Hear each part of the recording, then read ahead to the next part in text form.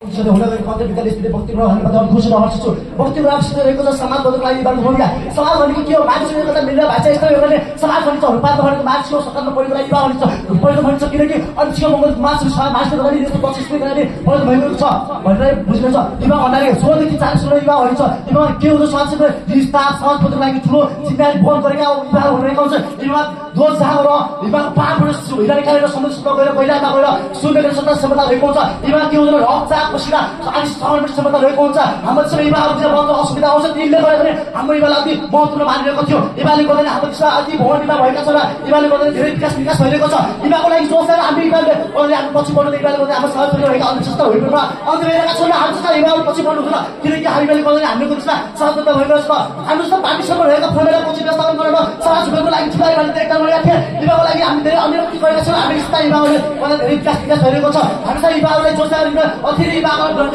हेर्न चाहन्छु र हामी युवाले गर्दाखेरि हामी अझै समाजको लागि ठुलो पुग्नेछ र भ्रष्टाचार जस्तो अन्त्य गर्न र राष्ट्रिय तथा आन्तरिक तथा दक्षिण स्थितिमुक्त गर्नलाई अझै हसिल हुने गरेका छौँ र हामी सबै यस्तो पानीको तहमा कार्यक्रम सञ्चालन गर्नको लागि र भ्रष्टाचार अन्त्य गर्नको लागि र अन्य संस्था जस्ता हटाउनको लागि सहज गर्नको लागि स्थिति व्यक्ति बनाउनको लागि युवाको जोसा छैन कि साँच्चै म भन्न चाहन्छु निरन्तर भण्डका समूह स्थितिहरू म भन्ने गर्दछु कि हामी जस्ता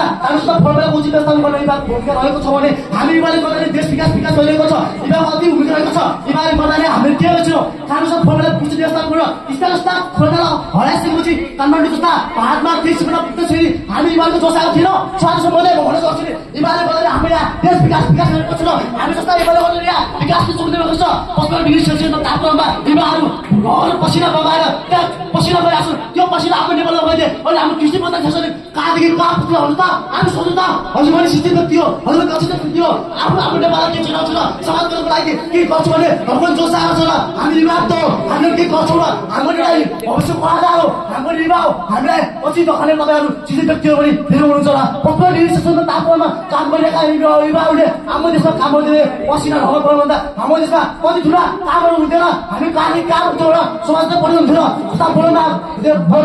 बोलबालिसाले गर्दैन हाम्रो देशमा कति उन्नत गर्दैछ जस्तो राष्ट्रिय तहमा हेर्नु युवाले कतै घुमिरहेको छ र हाम्रो देशमा कतै विकास भएको छ युवाले गर्दा हाम्रो कष्टमा अस्तित्व हराएको छ जस्तो भोलिबाट हामी विद्यालय गर्न सकेका थिए अहिले हामी युवाले गरेका छौँ युवाले गाउँघरमा सडक निर्माण गरेका छौँ शौचालय विद्यालय जस्ता सब खाना जस्ता सेवा सुविधा गरेका छौँ हामी जस्तै युवाहरूले पछाडि बढ्ने जोस आउँछन् हामी अगाडि बढ्ने र हामीले पछि समय गर्ने युवा धेरै रहेका छन् युवा जस्तालाई हामीले त्यही त भन्ने गर्छु म 15 बाहिरमा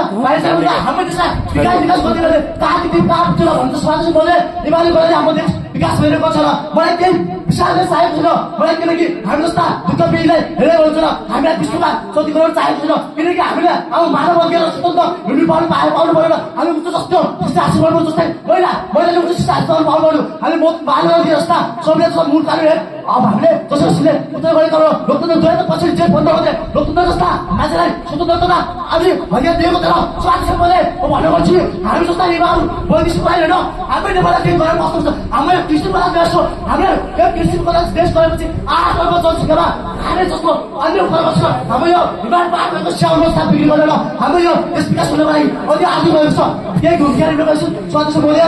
गर्छु भ्रष्टाचार अन्त्य गरेर रेगिस्ता घाटबाट अन्त्य गरेर समाजको समाज गरेर महिलाले शिक्षित शिक्षा गरेर र भ्रष्टाचार अन्त्य गर्नको लागि हाम्रो जोस आउनु हुनुपर्छ र हामी चाहिँ युवाले बोल्ने युवा हाम्रो समाज खोज्नु हुन्छ पछि हामी भविष्यको आएको हामी चाहिँ युवाहरू धेरै विकास हुनुपर्छ हामी जस्ता पोजिसनहरू